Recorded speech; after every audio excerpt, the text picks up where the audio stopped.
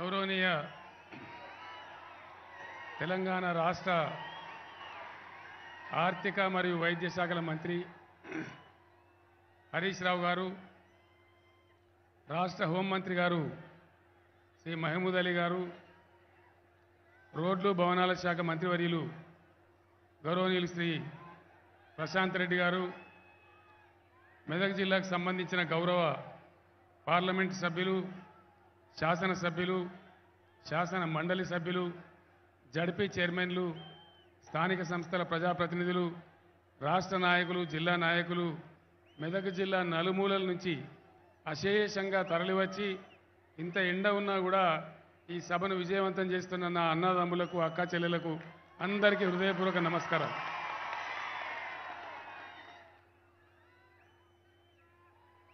తర్వాత లాస్ట్ గట్టిగా చెప్తాము. మీ సంగతే చెప్పేది ఉన్నది. పోయిన ఎలక్షన్లలో ఈ మెదక్ వచ్చినప్పుడు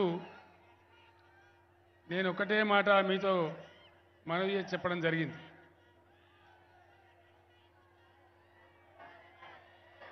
అదే బాగు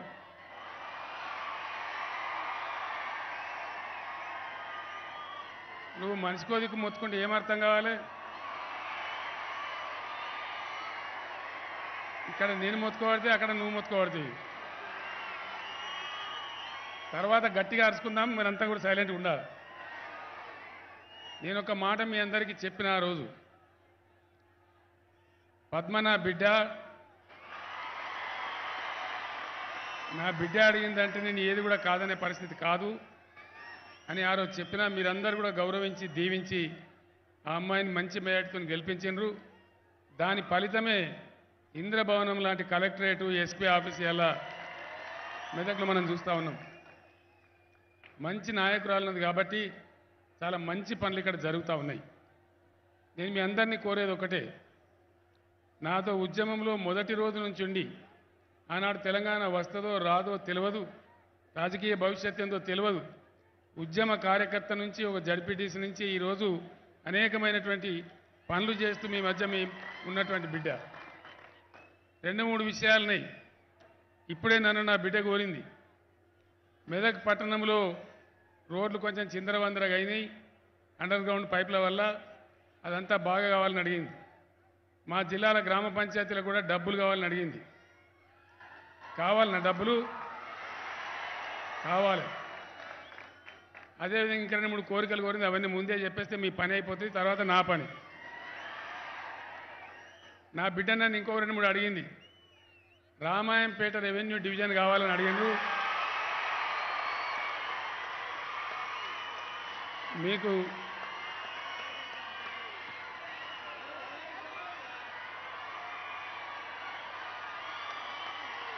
ఎల్లుండి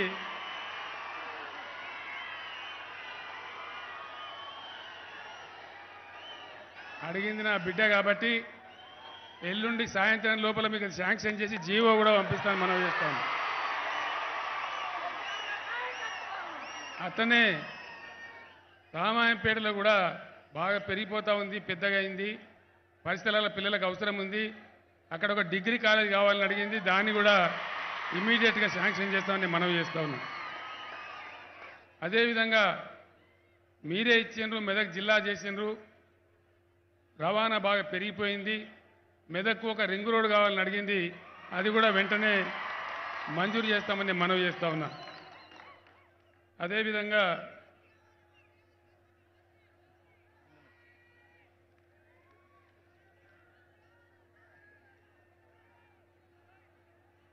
ఏడుపాయల టెంపుల్ దుర్గామాత దగ్గర గతంలో ప్రకటించినటువంటి టూరిజం ప్యాకేజీలో ఒక 100 కోట్ల రూపాయలు అక్కడ అభివృద్ధి కోసం కావాలని చెప్పి అడుగుతా ఉన్నారు. దాన్ని కూడా డెఫినెట్గా వెంటనే శాంక్షన్ చేసి పనులు కూడా మొదలు పెడతామని మనవి చేస్తూ ఉన్నా. అదేవిధంగా కౌడిపల్లిలో కూడా మదన్ రెడ్డి గారు ఇప్పుడే మనవి చేశారు. కౌడిపల్లిలో ఒక డిగ్రీ కళాశాల ఏర్పాటైతే అక్కడ సౌకర్యం ఉంటుందని చెప్పారు. దాన్ని కూడా దీంతో పాటే మంజూరు చేస్తామని మనవి చేస్తూ ఉన్నాం.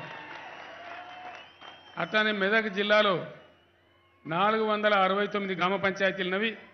ప్రతి గ్రామ పంచాయతీకి 15 లక్షల రూపాయల చొప్పున ప్రత్యేకమైన నిధి కూడా మంజూరు చేస్తూ ఉన్నాం. గౌరవ సర్పంచులు ఆ నిధులు కూడా బాగా వాడుకొని గ్రామాల అభివృద్ధి చేసుకోవాలని చెప్పి నేను కోరుతా ఉన్నా. అదేవిధంగా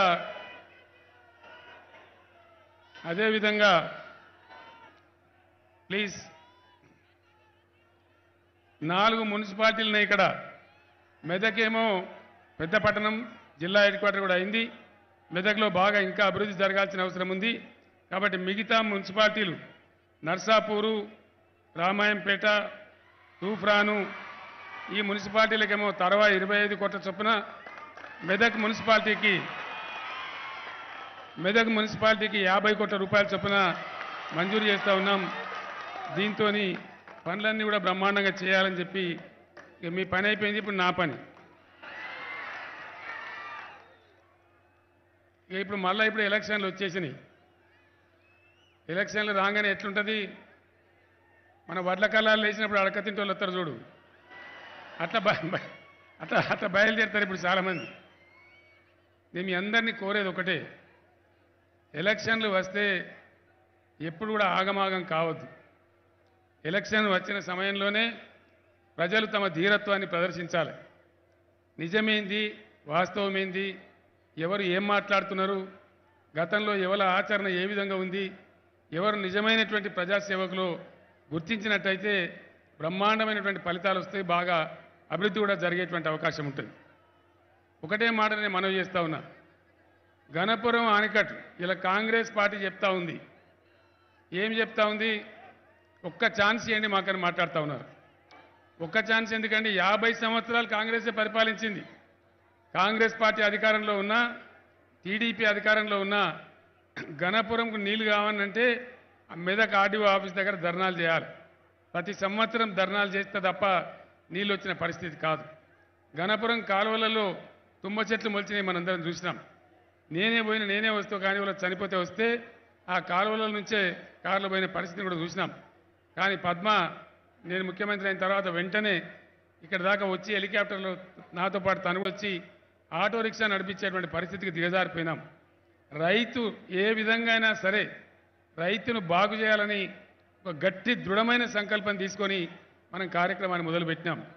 కాళేశ్వరం నీళ్లు తెచ్చుకున్నాం, బ్రహ్మాండంగా ఆ నీళ్ళు కూడా వస్తూ ఉన్నాయి. మన నిజాంపేట ఆ ప్రాంతానికంతా కూడా నీళ్ళు వస్తూ ఉన్నాయి. అదే రకంగా ఇంకా అనేక సమస్యలు పరిష్కారం చేసుకొని రైతు బంధు కానీ, రైతు బీమా కానీ, ఎవరయ్యా వాళ్ళు తమాషా ఉందా మీకు? అంటే డిస్టర్బ్ ఎందుకు చేస్తారా నాకు అర్థం కాదు. సైలెంట్గా ఉండొచ్చు కదా, కొద్దిగా జరగండి.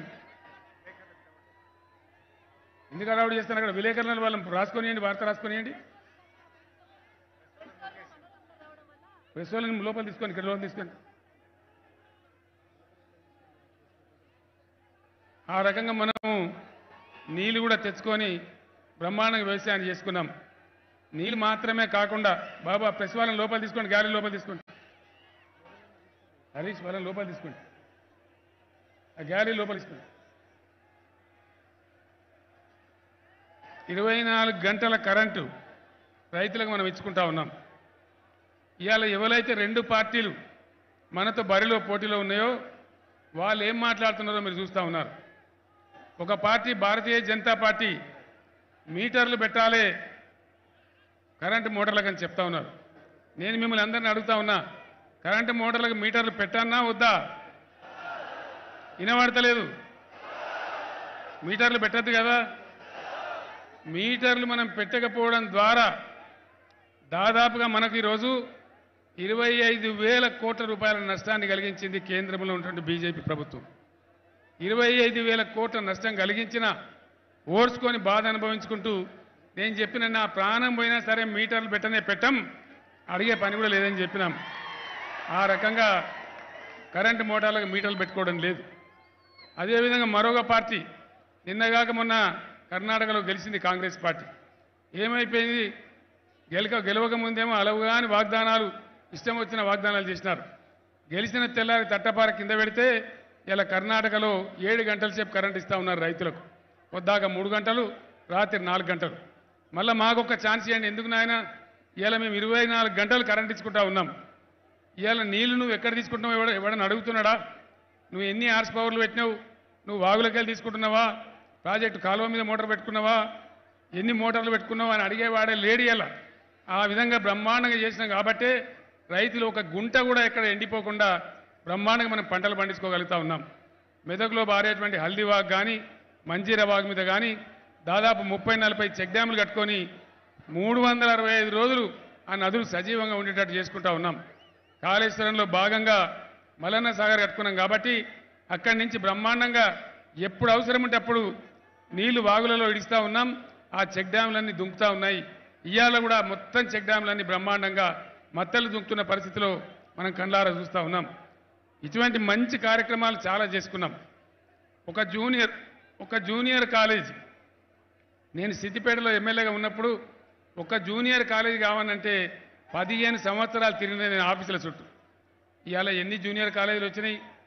బట్టి జూనియర్ కాలేజీలు కూడా కాదు, 1000 పైచీలకు రెసిడెన్షియల్ జూనియర్ కళాశాలలు దళిత బిడ్డల కోసం, బీసీ బిడ్డల కోసం, మైనార్టీల కోసం, గిరిజన బిడ్డల కోసం బ్రహ్మాండంగా జూనియర్ కాలేజీలు పెట్టుకున్నాం.